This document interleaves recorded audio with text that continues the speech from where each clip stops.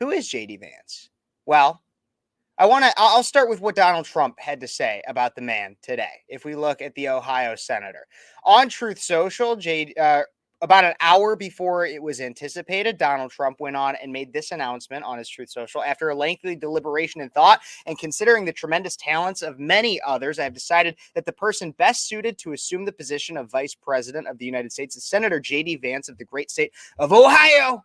JD honorably served our country in the Marine Corps, graduated from Ohio State University in 2 years, summa cum laude, and is a Yale Law School graduate, where he was editor of the Yale Law Journal and president of the Yale Law Veterans Association. JD's book, Hillbilly Elegy, became a major bestseller and movie as it championed the hardworking men and women of our country. JD has had a very successful business career in technology and finance, and now, during the campaign, will be strongly focused on the people he fought so brilliantly for, the American workers and farmers in Pennsylvania, Michigan, Wisconsin, Ohio, Minnesota, and far beyond. Man, what a guy.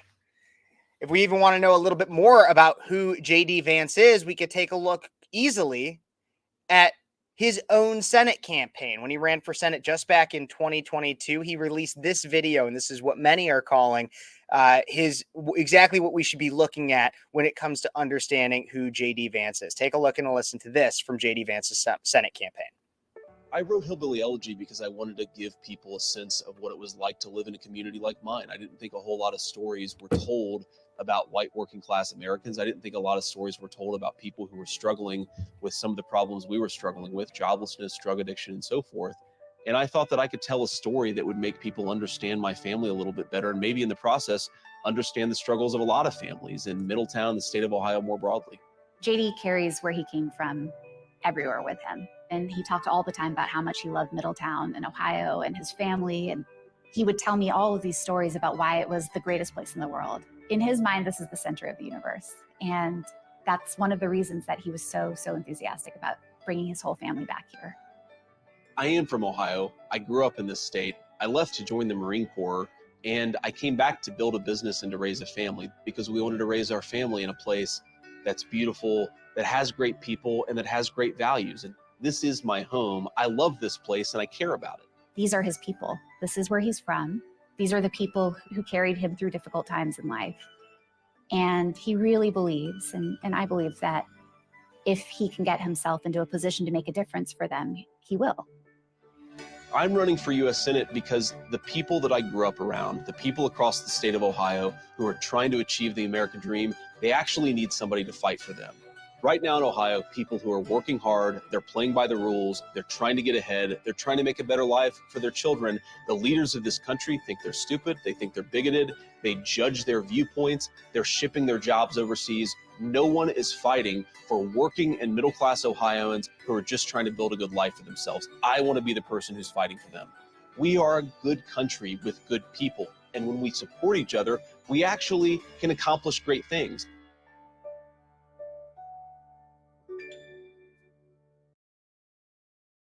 Absolutely riveting. Absolutely riveting. If you've been watching my show for a while, in most of the talks of who should the VP pick be, for much of the last few months in the conversation, I've been stressing the need for JD Vance. I've talked about it. I will defend it. I think JD Vance was the strongest pick.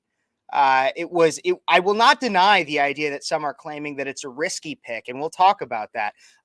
But I do think it is the best pick, not from a purely just political standpoint, but the best pick for the country and best for the longevity of the Republican Party and the Trump era of the Republican Party. And we're going to discuss so much more about that. I want to get it a little bit more first to who JD Vance is. Obviously, he talked a lot about there. He has a very loving and supporting wife. He has multiple children. His wife, by the way, is of, I believe, Indian descent.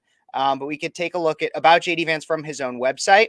He is a United States senator. Will soon be that Senate seat will be vacant, and the governor of Ohio will be tasked with filling that seat. He was elected to the United States Senate in 2022 and sworn into office on January 3rd of 2023.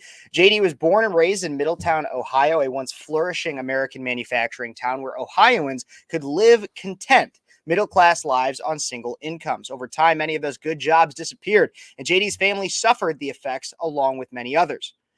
Now, this is the thing. If you guys read or watched the movie of Hillbilly Elegy, which is the book was an autobiography or a memoir that was penned by Vance about a good significant part of his life up until just about his graduation from law school. But turbulence was common at his home and at school. His grandmother, called Mama, depends on how he pronounces it, Mama, was his saving grace. Her tough love and discipline kept him on the straight and narrow. A Blue Dog Democrat, she owned 19 handguns and nurtured a deep Christian faith in herself and her family. She died in 2005, shortly after JD enlisted in the United States Marine Corps. JD went on to serve our nation in the Iraq War, then graduated from the Ohio State University and Yale Law School. He wrote a best-selling book, as I just mentioned, Hillbilly Elegy, which turned into a Netflix movie. He also started a business dedicated to growing jobs and opportunity in the American heartland. JD believes Ohioans deserve better, and he aims to fight for it in the United States Senate. That's what he did just for a little over a year now, about a year and a half.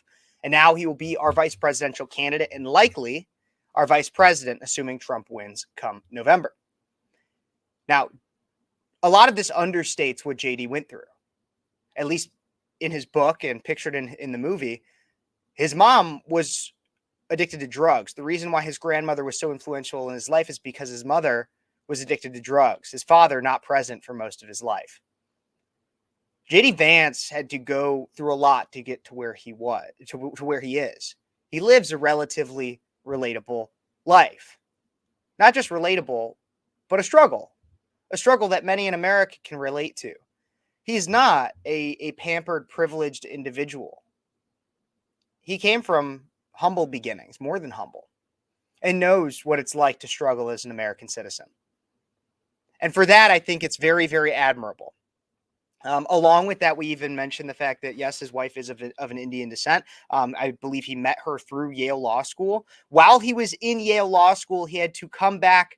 He was at Yale on the East Coast, and he had to come back, I believe, to Ohio to help his mom struggling with her drug addiction. This is a devoted son, a devoted husband, a devoted father, a devoted Christian. Not just Christian, actually. For anybody who's like me out there, he's also a devoted Catholic. So if you got your cross on out there, like me, he was a Catholic convert in 2019 prior to his run for United States Senate. So pray for JD Vance, and it's absolutely beautiful to see him and a Catholic getting to that point of power. It's, technically Joe Biden is a Catholic, but it's nice to see a more practicing Catholic, an actual person who has a more devotion to his faith than the current president, be in the position that he is.